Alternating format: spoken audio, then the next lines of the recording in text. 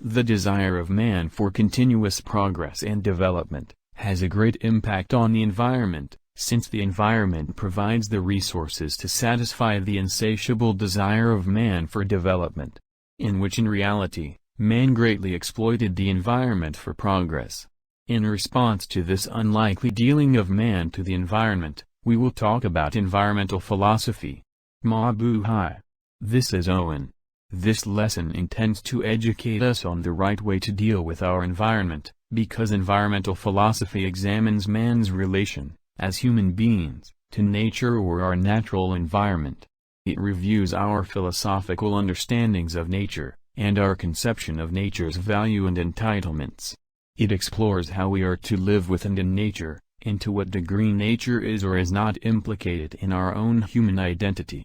The question whether nature and environment are useful concepts at all, or merely contribute to attitudes that pathologize our relations with our world, is also considered. This lesson deals with the 4 core discourses on environmental philosophy. Grounding from these core discourses, the following are the questions that will facilitate better understanding of the lesson. 1. What are the principles advocated by the philosophical ecological theories on environmental care? 2. How does the nature of our knowledge about the environment affect the kind of our relationship with the environment? 3. What should we do in order to experience nature's beauty and the essence of living? 4. What should be our moral approach to the environment? These questions will be posted in the presentation. This is for you to answer them, thus evaluating the extent of your understanding of the key principles of the lesson. Let us begin the lesson by looking into the basics of environmental philosophy.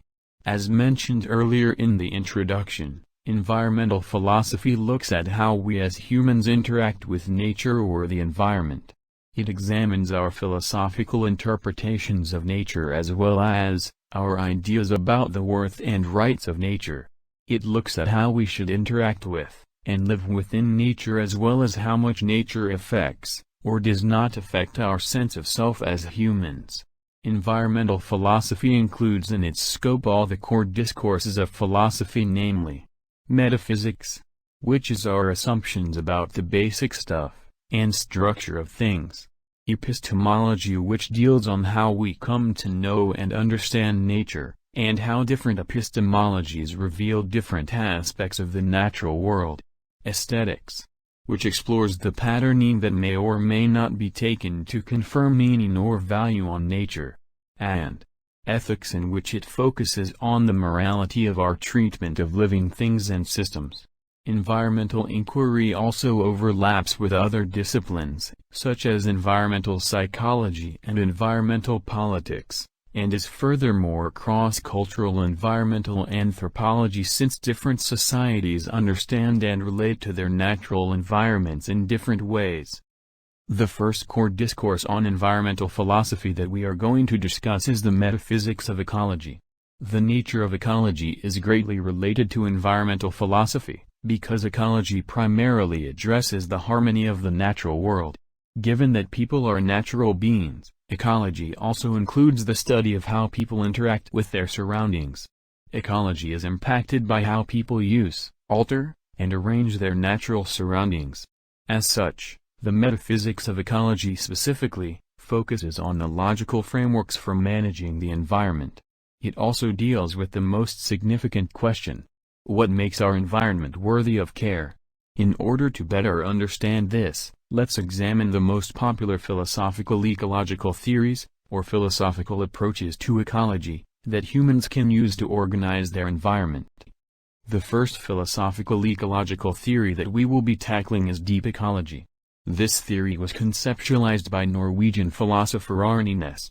It promotes biospheric egalitarianism, the idea that all living things are equal and bearing value, in their own right, irrespective of their benefits to others. This is a radical move higher than the shallow ecology movement, which is just a fight against pollution and resource exploitation. The theory suggests that instead of viewing nature and all other living things as tools for survival, people should see them as equals and partners in the preservation of life. It greatly opposed the assumption that humans are the most important, or central beings in the world. It also defies the idea that humans are superior from other beings such as animals, plants, resources etc. and that they are only resources that can be used for human benefit. The approach maintains that the environment is an essential component of our life and that each person should cultivate an ecological self, which is the identification of the human ego with nature, and allows one to expand the bounds of his or herself beyond the confines of the physical body. A mature, sensitive, caring, and appreciative of the importance of all living creatures in our surroundings, is what is meant by having an ecological self. According to deep ecology, honoring and caring for our ecological self entails both respecting and caring for the natural world, which, in the theory's view, is an integral part of who we are, and with which we must identify. Re-establishing a connection with nature is, therefore, a necessary part of self-realization because it brings about a profound sense of satisfaction. The second philosophical ecological theory that we will tackle is ecofeminism. Ecofeminism, or ecological feminism, was first coined by French feminist Françoise d'Aubagne in 1974. It refers to any view that links environmental advocacy with feminist analysis. Furthermore, ecofeminism emphasizes how women and nature are interconnected, and how both are adversely affected from the treatment by a male-dominated society. Since women typically have a tight relationship with nature in many cultures due to the nature of their traditional roles, it is believed that women and nature are closely intertwined. It challenges androcentric, or patriarchal systems because it contends that androcentric institutions feed and support various forms of chauvinism, especially human chauvinism, which is responsible for much of human exploitation of and destructiveness towards nature. Given that nature is linked to femininity, it believes that human exploitation of the environment is a manifestation and continuation of men's subjugation of women. Thus, ecofeminism connects social issues involving various forms of inequality and exploitation with environmental ones. Third of the philosophical ecological theories is eco-critique or eco-criticism. It contends that positivistic reasoning and positivism in science remove not just our respect for and dread of the natural world but also our sense of awe and wonder. In relation to nature, positivism causes disenchantment, or a sense of disappointment in someone, or something that was once liked, or respected. This positivistic disenchantment of nature is believed to sever our connection to the natural world, and advance the idea that it is merely something to be studied, consumed, and governed. According to proponents of eco-criticism, human creativity, morality, and autonomy are suppressed as a result of science and technology's exploitation of the natural world. The idea of eco-criticism is to cease viewing nature as merely a commodity to be consumed. It promotes becoming immediately and naturally acquainted with nature without the use of one's intellectual abilities. Natural things, according to their proponents, are comparable to works of art in that they always involve an excess, or something beyond their simple materiality and market value. Panpsychism is the next ecological approach that we will discuss. Panpsychism is a form of new animism. It believes that everything material has a component of individual consciousness. According to this new animism, there are various types of sentience and consciousness present in nature. It suggests, among other things, that the emphasis should be on synergy with what is currently in place rather than on disruption, replacement, and demolition in environmental management and development. According to the new animism, the secret to having a relevant attitude toward nature may lie in approaching the environment as if it consists of other persons. If disenchantment is the root of environmental issues and destruction, then re-enchant by adhering to animist beliefs, as the new animism can aid in the preservation of nature. The fifth philosophical ecological approach to the environment is social ecology. Murray Bookchin, an American social theorist and political philosopher, established the concept of social ecology. It is a critical social theory that sees human beings, society, and the natural world as complementary participants in evolution. The ethical ideals put out by social ecology aim to replace a society's predisposition for hierarchy and dominance with that of freedom and democracy. Bookchin contends that social dominance among humans leads to human dominance of nature and its devastation.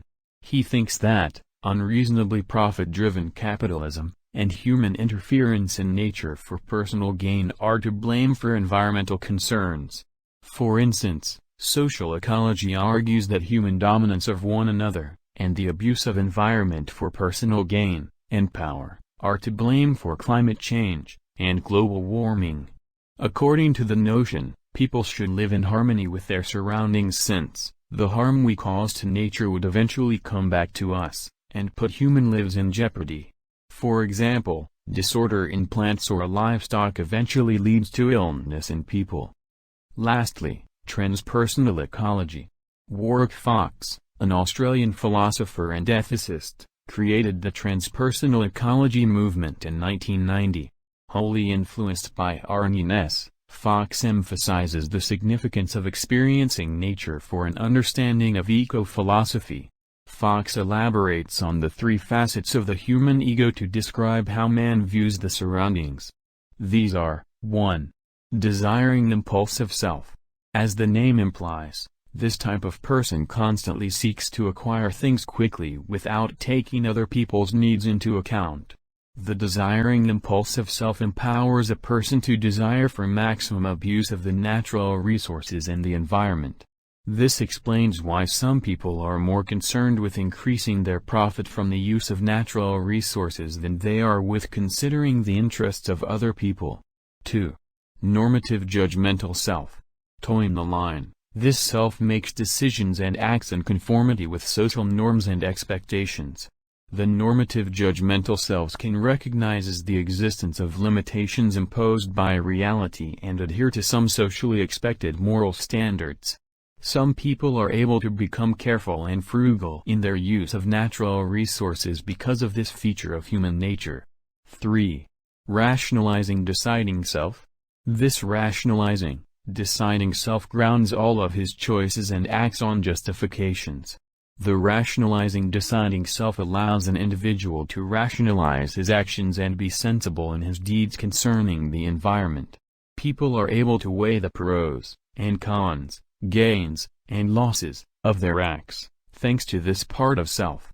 According to transpersonal ecology, we should support a transpersonal self, which is a self that transcends the egocentric, impulsive, wanting self, and transforms into a moral and rational self. Putting on the transpersonal self makes one aware of his duty to defend and maintain nature. The next core discourse on environmental philosophy that we will discuss is environmental epistemology. This discourse deals with our knowledge of nature and our environment, and how we apply this knowledge in our relationship with the environment. Different assumptions about our relationship with the environment evolved throughout history. These assumptions reflect either our desire or aspiration. Our perception of the environment affects our relationship to the environment. Most common of these views about man's relation to environment are: first, anthropocentrism. It focuses on the significant role of humankind in the world, and it considers nature as the means for humans to meet their needs and survive. This view believes that humans are the most important species on the planet, and they are free to transform nature and use its resources. Capitalists and consumerists advocate this concept by transforming the environment to satisfy human needs, and most often than not, for them to gain riches. Landscapes were reshaped, so schools, buildings, and other structures can be built on them. Farmers till vast tracts of land to grow crops, loggers clear forests for lumber, and mining companies dig up land, and even level mountains to access minerals and metals. Second, biocentrism. It believes that humans are not the only significant species on the planet, and that all organisms have inherent value, and should be protected. This view drives the activities of humane organizations that advocate the ethical treatment of animals. In fact, our government has passed laws that recognize the rights of animals to be treated kindly, such as RA 8485, or the Animal Welfare Act of 1998. Third, ecocentrism. This view places great value on ecosystems and biological communities. That humankind is part of a greater biological system or community, and that we have a significant role as stewards, or guardians of nature. This view also promotes the idea that order and balance in nature brings about stability and beauty. Several philosophical views on the environment, such as deep ecology and the Gaia hypothesis, emphasize the important role of the interaction between the living and non-living components of the environment. Biologists believe that all biological organisms interact with each other, and that each organism occupies a significant niche within an ecosystem. The catch on this core discourse is that our knowledge of our relationship to the environment greatly affects our dealings, or actions towards our environment. It is high time for us to have deep reflection, clear realization, and true acceptance of the state of nature, so that we can have better understanding of our relationship to the environment. With this, we can choose to respect and care for nature. The next core discourse on environmental philosophy that equally important to talk about is environmental aesthetics. Humanity greatly influences the state of the environment. We can either respect the natural order existing in the environment, or alter it just to satisfy human wants instead of needs. If we prefer to abuse the environment, then we create environmental disorder. Environmental disorder condemns us to unpleasantness, hazard, and eventually extinction.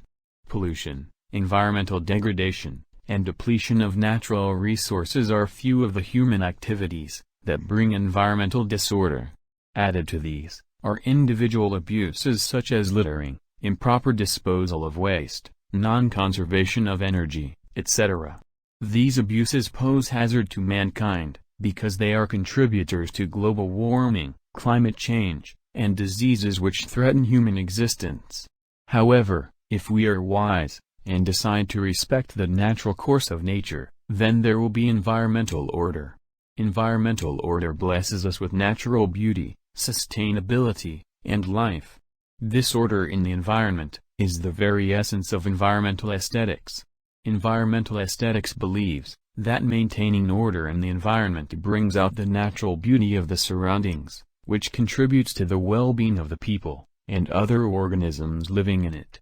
The appreciation of natural beauty brings about concern for the environment and helps people relate more effectively with nature.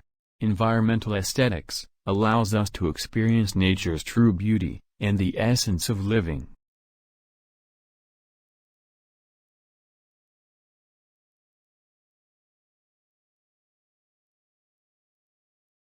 Our discussion on environmental philosophy will conclude on the core discourse of environmental ethics. Environmental ethics is a moral approach that analyzes human accountability towards his or her actions to the environment. Its main concerns are: 1. What should be the humanity's role to the environment? Environmental ethics view man as the steward of the environment. We are the guardians of the environment. It is our responsibility to take care of the environment because we are indebted to nature. Without the environment, our source of life, we perish. 2. How should we relate to the environment? Our relationship to the environment is symbiotic. Nature provides our needs, in return we respect and care for the environment. This mutual relationship assures us of our survival. 3. What should be humanity's response to environmental challenges?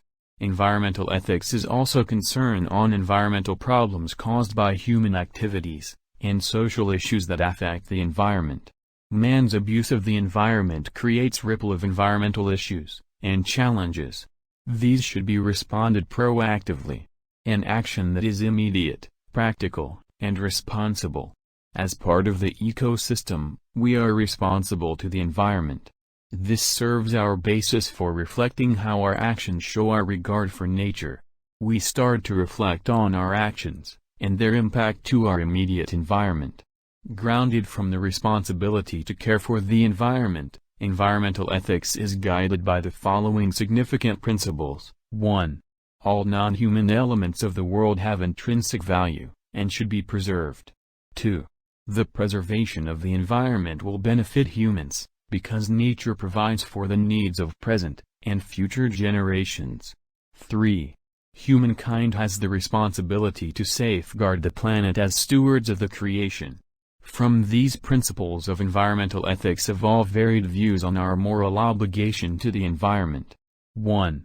Social ecology applies ecological and ethical approach in analyzing society, and sees a relationship between social problems and environmental problems. Society should therefore implement changes to address issues regarding the environment. 2. Environmental justice refers to the fair distribution of environmental benefits, as well as the burden of meeting environmental challenges. Advocates of environmental justice emphasize equity and the meaningful involvement of communities and governments in addressing environmental challenges and in planning and implementing environmental policies. This lesson on environmental philosophy emphasizes the following key points. 1. Metaphysics of ecology provides philosophical theological theories on the logical frameworks for managing the environment. 2. Environmental ecology emphasizes that our holistic perception of the environment will create a holistic relationship to the environment. 3. Environmental aesthetics illustrates the value of the natural order in the environment and human survival. 4. Environmental ethics greatly points out the immense accountability and responsibility of man in the care of the environment. This is Owen imparting to you that we are indebted to the environment. It is therefore our responsibility to care for the environment, and that we are accountable to our actions towards the environment, because this is the practical way to our survival. Mabuhay. Let us care for our Mother Earth in our simplest ways.